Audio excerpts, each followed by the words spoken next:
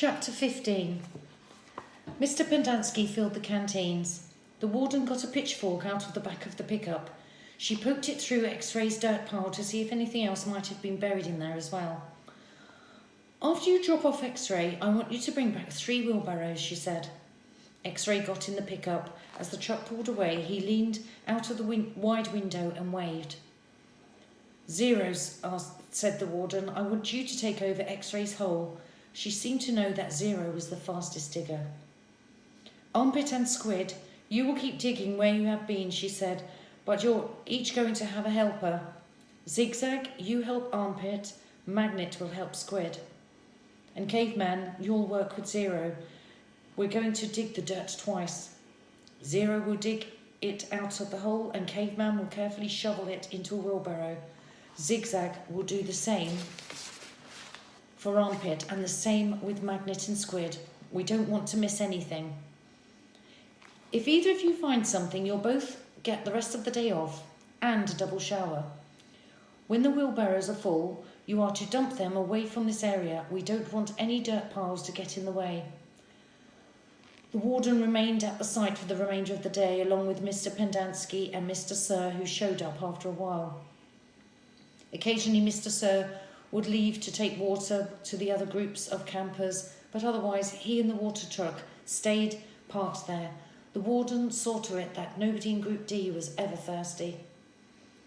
Stanley did as he was told. He carefully looked through all the dirt dug up by Zero as he shovelled it into the wheelbarrow, though he knew he wouldn't find anything.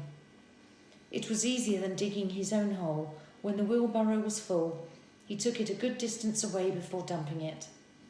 The warden couldn't keep still. She kept walking around, looking over the boy's shoulders and sticking her pitchfork through the dirt piles. "You're doing fine, just fine," she told Stanley. After a while, she told the boys to switch places so that Stanley, Zigzag and Magnet dug in the holes and Zero, Armpit and Squid shovelled the excavated dirt into the wheelbarrows. After lunch, Zero took over the digging again and Stanley returned to the wheelbarrow. "There's no hurry," the warden said several times. "The main thing is not to miss anything."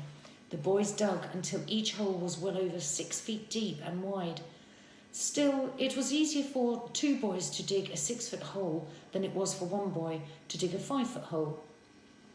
"All right, that's enough for today," the warden said. "I've waited this long. I can wait another day." Mr. Sir drove her back to the cabin.